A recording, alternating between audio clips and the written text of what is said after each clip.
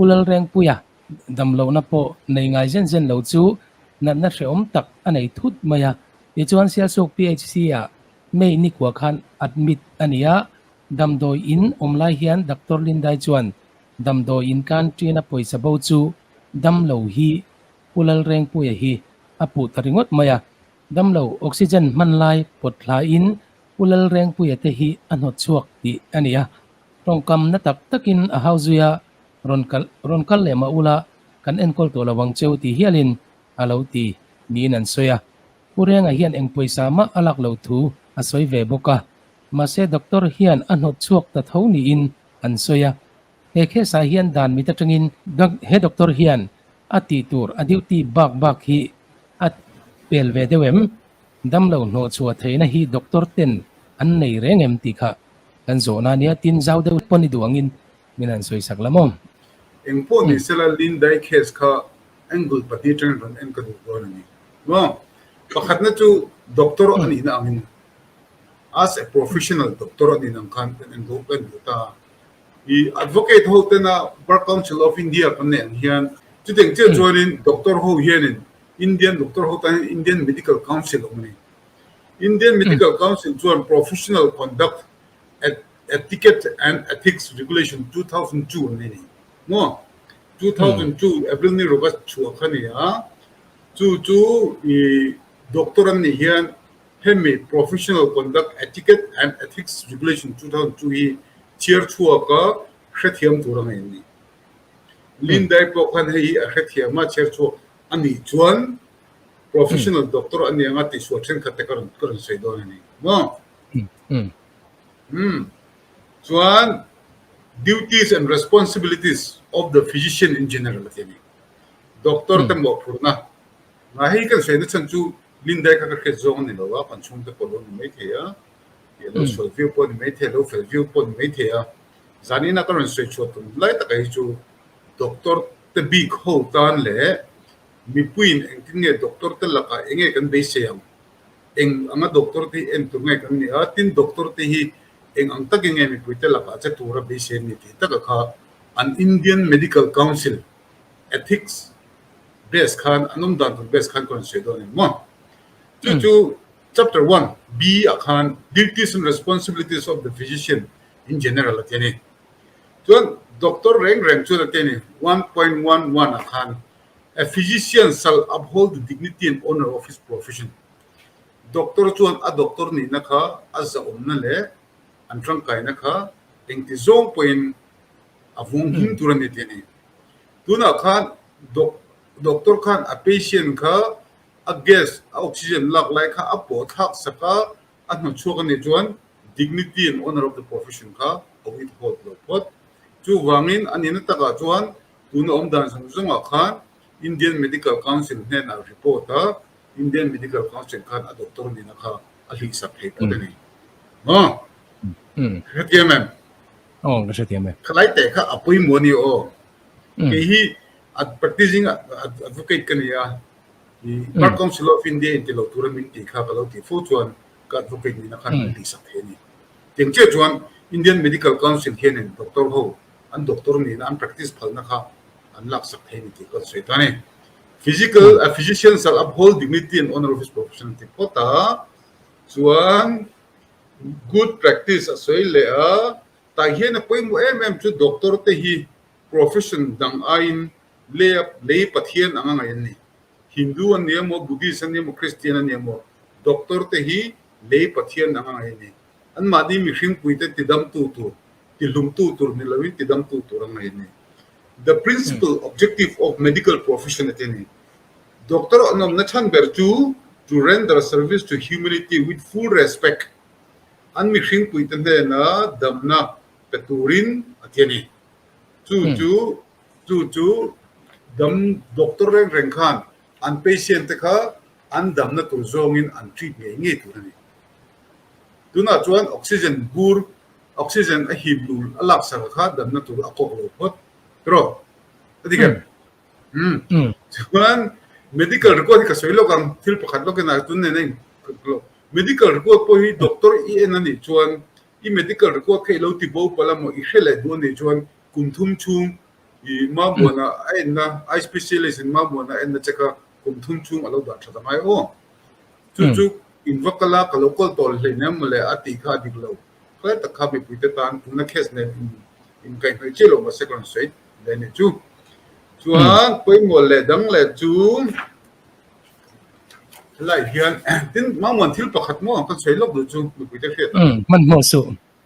doctor thế hi chút thì em mang ngày sáng lễ chút thì em mang đến hùng quay một anh yêu vàng chuan bị bùi thế hiền doctor in ăn đủ ăn thịt thế một tí nặng ăn lâu nè chút thì không biết doctor thế cần ngày sáng nó vàng lễ doctor thế thiếu thì số về thế lâu ăn kia là cần ngày vàng in doctor tắm tắc anh in luôn anh ăn đủ doctor in ăn thịt thế lâu ăn patient thế chung ăn thịt cái quay một chuột cái số giờ Indian Medical Council thích sao khác chapter 2 2.3 hi omani 2.3 chu prognosis antitani chimi prognosis chu doctor khan a patient ne na kha an condition diktak a hret tir kha atna ani tani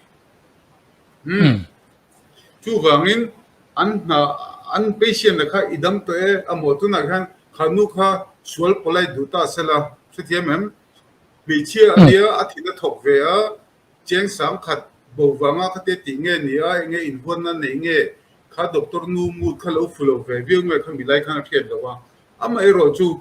doctor khan patient ne na khan moi na din e hei I nang song ki thatto hi thathuang si lo khan setiam em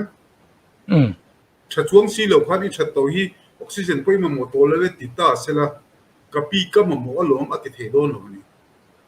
pothak sa kher lo po khan oxygen ama mo lai khat oxygen supply khat cut off sak sela jul to lo ti sela dam chung si lo in damete po ti sela chotir sela polai te nui sang po in ka ti ni chung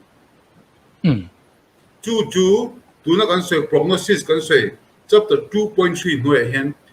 doctor te khan an patient te kha diglobin an patient te condition kha an khil thiang lo shim chu medical negligence ni a criminal zone in atan thein zone khan lo om vele tani mo chuan ta hianin 2.4 I hen tu na kan se Sialsuk case kha the patient must not be neglected atini the patient must not be neglected engwang po in adam lo kha athegin turan ni lawa angene apazu tu ani lawani utmost discipline utmost dignity in adam lo kha atrit turani tine tani chu wangin a patient kha tuna kan doctor Sialsuk Dr kha chuanin hemi Indian Medical Council ethics kan ti hong chi te hi apalzu ang fekin asoi thema ro chu sei ko to khan effects of the case kan chiang lo one side story alani thea social media vela nang kon hret ani thea a doctor khan a statement kha sei lo ve the doctor lam kan na hello ni chumo chu wangin thalai khan te abu hi chak ve ro khop me an ethics hi kastivek lo ma chuan I doctor nu khan tuna story ang ma sai ke mani sai social media changa lo lan dan chuan doctor nu khan ati lo top turati medical negligence ani bok medical negligence angin abuk thei tuna hian kan sei le lo bu chuma mon mo hospital pakhat khinna hotel ve mekan tuna in tuna hospital khinna kan sei tu chu medical negligence ani ye doctor in a condition diktak a hil lawa a ko chunga damdoi buakha a hil lawa wangin an huwa thia chuan a doctor khan a patient condition kha hil lawa wangin prognosis khami pat po kha angai ven lawa eng mangai to lawa atong pol chuat top awangin medical negligence ani chu wangin a thina choi ngom tunia noi somni panga compensation of peculiarity zone kan charge ve mekani chu wang kan sei du kan doctor chen te bula po le medical practitioner rare pula po sei du du in mani mu de zirin patient te treat lo tu mo patient te khadu tu doctor kan ni chen ka patient te dam na turata na tini kan ni zong takamo cheng sang khadu bo mo cheng noi khadu bo po ni ta sela an health ka bui mo an health ka priority ni ka kan fiat po mo tila kan sei bo lo kan ni chung Pusheta in bua sai na athal he maya e zona hi ka thon na re to ma se aron thu cho ta ron soi ve ngot thi ni ngai lawa document proof thlap in ti khanin ron soi thina chuanom le ani ron bo sai thale ti hriat dam doin a chhuah nu hian ana zui viau maya azung theilawa azung theilawa zan lama a chat thlata ti ania enkol ngai hle ni in urenga hi alanga thina hial athleng tabok sia dam lote nual roi khoba siama enkolna don lawa wanga thina hial thleng ta wang hian he doctor nu hi engtianga hremna pek thei nge niang dan ma ti hi ka zona le ne ma se e chin khanin kan lo soi zau viau to maya an thual non du nem karon changol to chem medical negligence pure medical negligence ani ke mani side of the story tang chun ke mani lampang hisab chuan doctor nu khan thim chu soi tu ani lo ma se ko ta mokal ta ila doctor nu khan enge thim chu soi tu ani ro chu hello thunga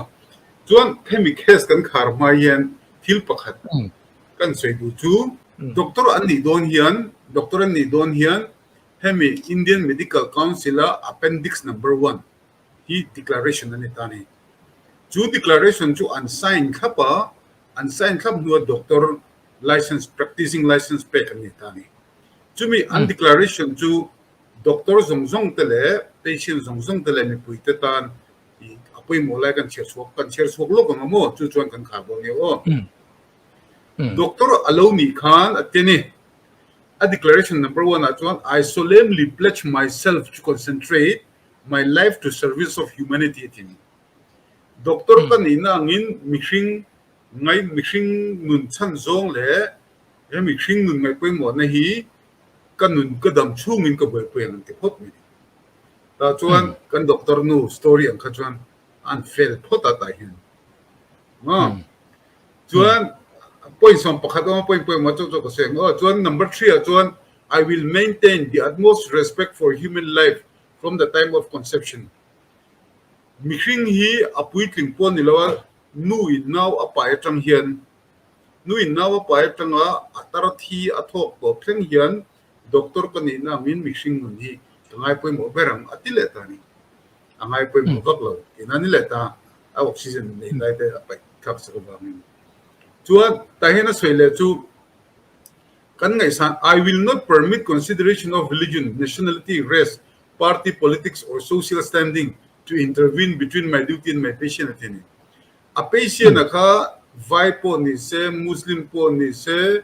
buddhist po ni se mo congress po ni se zpm po ni se party politics te jik venga de ni ota hian chetur chu zpm po ni se congress po bjp po ni se kudo po ni se miswal po ni se tual thanmang po ni se la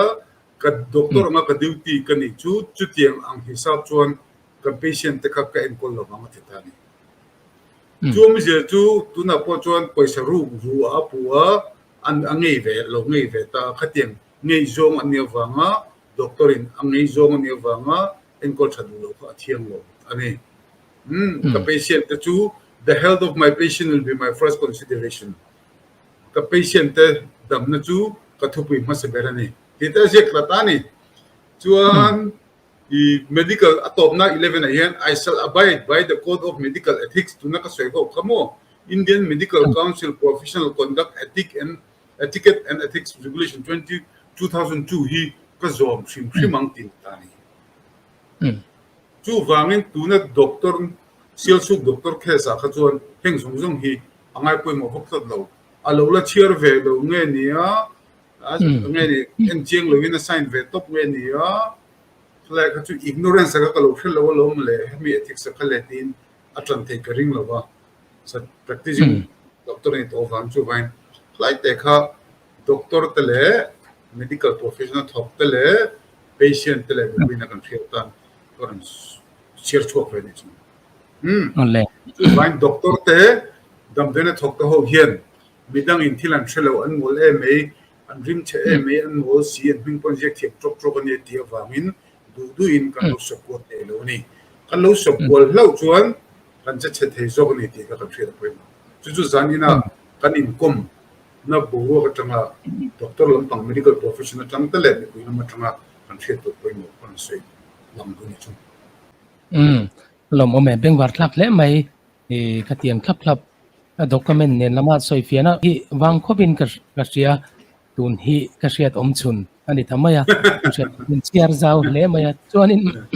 ไอ้มีเคสก็ขาดงานงอแต่ตัวมาป่วยกันแล้วเนี่ยจู่ๆก็แล้วสวยเลยลูกนอนเคสมันช่างอะครับที่จวนนี้ที่นั่นตกช่วงปวดเตะไงดันนี่เราลุตุกจวน FIR อันเทลูตามาเสียจู่มีรัวจวนด็อกเตอร์ลำเฮียนไงดำอันดิลตีเชียดอันนี้เลยท่าเจล่ะตุนแข่งกันจันจินทาร์ก็เชียดจวนมีเจ้า official channel ค่ะเราไงคลากันเชียนป้าอันนี้มาเนี่ย channel ขมอมจวนอันนี้จวนไงดำนั่นถูกค่ะอันไหนไงดำนี่อันหลังตัดมายาอันปวนดานะอินจินลูกขันตินเฮตียงฮีอินไงดำชีนี่โดนเลยด็อกเตอร์อาจารย์บอกเชียนะ evidence เอามานี่จวน police เบ่งโปอัดแห่งโตทัว police ปนมาอันนั้นไม่ตัวอันนี้โดนล้อมนี่ตีไล่กัดตัวตั้งแต่มาละทยังอันนี้ไงดำนายเห็นตบไม่ตัวอันนี้โดนจู่ๆทิลปันให้เซนซิทีฟเด็กๆอมตานี่ตัวอัดขัดปลาอันอโมอันฟันุกุมส่งประคัดมารอให้กันช่างลกโดนนี่ผู้เฮ็ดก็โซนให้มินช่างแต่โจรมเฮียนให้ติงมุชิงฮีกันไปงำลงไงดานอวางหุ่นชนะสนียงดานอวางหิมเจลชวนอัตลักวันด้วยเด็กนุ่นมวยรอยแต่ตัวน่ะอารอนโซนให้receiving end อาจารย์เชจกลำปังตาชวนอารมณ์มุนข้าปนี่ตัวน่ะพวกข้ามิติชุงแต่ข้าโลเรทหินเจียงด้วยขัดกันแต่งเจ้าใครเจียงด้วยขัดกันโลรัลเวงจุงอ่ะโคตรพวกกันโลละเอ็มมาติโลละอันโลติเทตานี่จู่ๆอันโลอันปัญญาอะไรไงดำมาข้าโคตรเคสอะไรกันมาสิกชวนออฟเดอะโคตรอันนี้สวยเริ่มเวทีนั่นนี่แต่ตักชวนapoi mota chu medical negligence awanga medical negligence causing death kha 302 nilo 304 IPC 304 am chika a compound de bulem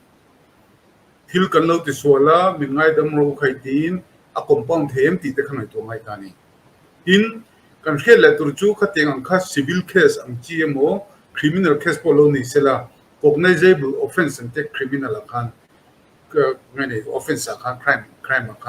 cognizable offense anh ti chu khami te accused anh lo a victim khen lo po khan an lo report ve thi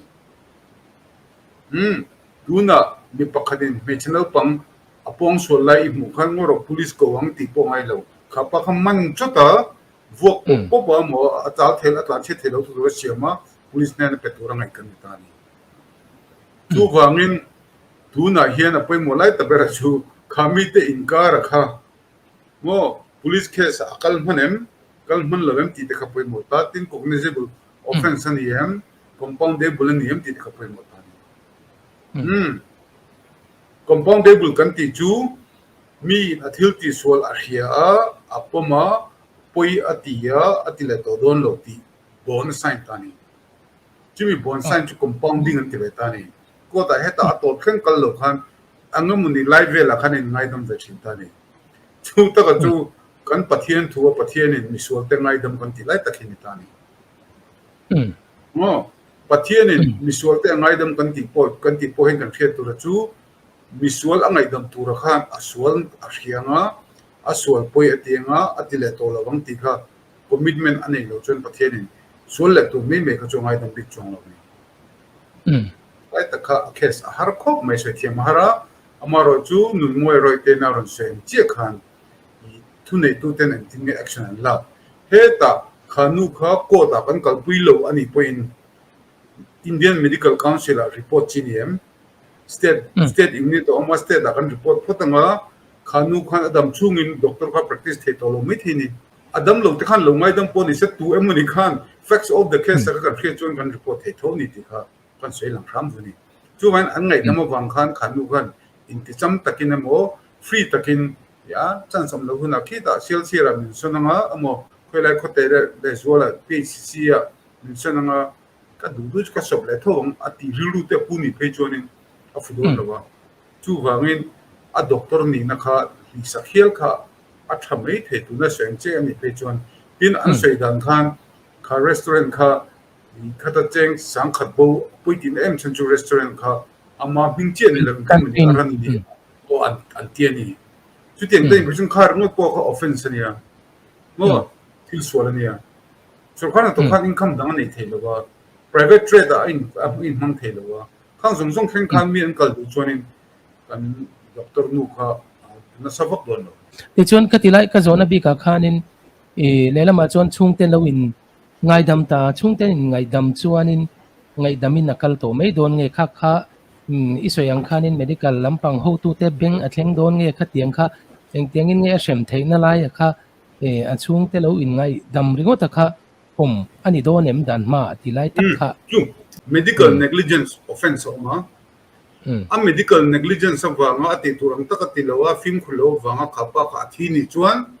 IPC 304 in book the a victim ten an lo ngai dama a victim ten a court uncle du miu lo ko in pakhat om le ta chu Indian Medical Council a ethics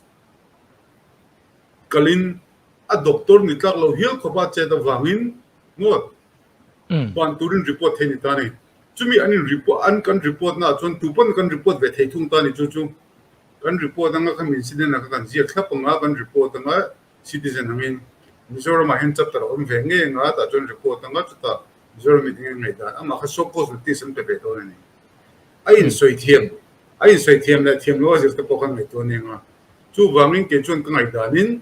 khanu kha Dr. Lindai kha pasel lawa ka ti amar chu Dr. Lindai khe sa hi chu strict deu check thokin Indian Medical Council ng tongpon ma anla amai ani lo chuan Lindai ang type kha hospital tina abik tagin sarkar hospital an tam khopang private ro hi chu patient te du reng ne wan an fel dio to an professional ko kan dam don chin te pe chu Vairam hospital cham chade on ne to sima chu bamin ni offense akot zong tu boy zong kan la lo ni pon Indian Medical Council na matang chuan hala apoi mo khum ka hin chu bak chu to swen khan Lindai side of the story kan la khelo sima khapa khazuron ruya chemte teron kenga min vi tum vela te po lo te ve de mi ther she lo moro chu ko swen khanin Lindai chet dan in khachuan Lindai ka an loi ve khop ni le ti chuan point kala siam le che ba ring tu kan dia dam lo mang an tak tak chuanin tong trai dam theite kan pan mai thina chu tiang chuan pureng apo hian a ma in doctor pan ma hianin tong trai dam thei khalo pana a chuan a thina lian ani ti an lo sila ti chuanin doctorin alo en khanin an hriat khanin anan soi mai kha alo haung hal deu maya doctor hian damdoi in cho ti lo tura lom te po alo ti ni oma ti chuanin atira tangin an boro khi a fulo hle a tong trai dam thei pan hi engai ngai dan kan ti dei ni chu a dan ngen kan si chiniam ve khat chu amin ka soi lo ma kan thiat pa chang kam de me ezo po house of po ta ka an nei te go hati kan nam lai ran chu khani ani po chu a mai bor vel ha me ENT problem ne nia trong trai dam the po lo pon ve to thina dam lo le thina te ran chu khani chuan go hati a khan thempa mi lo boi pui te tia ka boi pui ni chu ti lai chuan ro mani nge khole nge ni ramatangin doctor an cha chu lai khani ta ni ka doctor peng that thadeu mai hi lo nia chuan an har vel a khoi sak lai vel te po kha TV kan lo en ni waiting room tang khan chu doctor ina ron chua soi chu moi ka tilu tu ka chu Dr. Lindai te le doctor kan pon lo hre se ka chu mihring na hi mihring thok na le mihring kan siam na hi doctor te an khoi dang lam thein lo ni ko bela doctor thiam ber Oxford ani mo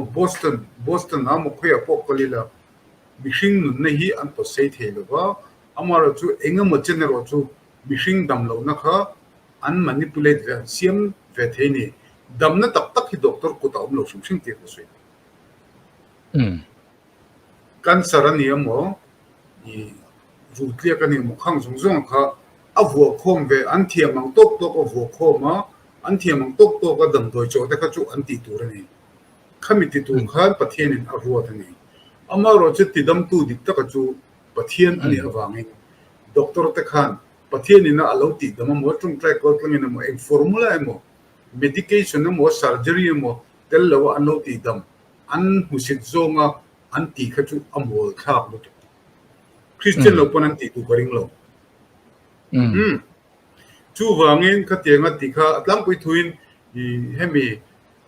doctor ro ko hin homeopathy le allopathy ka te hoin ani claim bo ro kan nei vele ha allopathy kan ti chu hemi kan doctor he ho pa ngai ni tani hengi chu anin claimin anin la doctor de le ka allopathy ni lo homeopathy kan ti khai hung te engenge mo herbal medicine hung te ho I chon adam nei claimin amuang chang ani chu a homeopathy a muang chang mo rang le theng chi doctor ten an khe thiam lo formula doctor ten an khe thiam lo medication le surgery ka pathian na tren lo chok the ni ti kan khe da poi chu wangin khatiang a lindain chu in chong trai dam thei tu pa chu ngatinge dam doi te in chotir lo atia husit a chong ka ma kha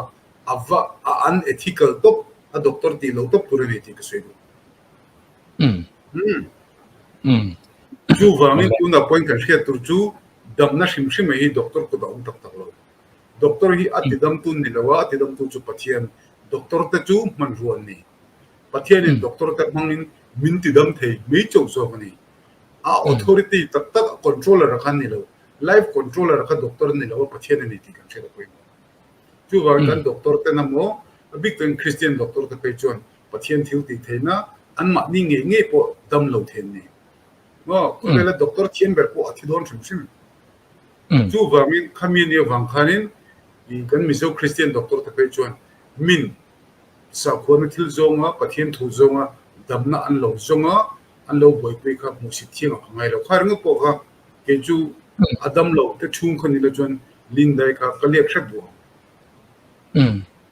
chu chuan ye lin dai ka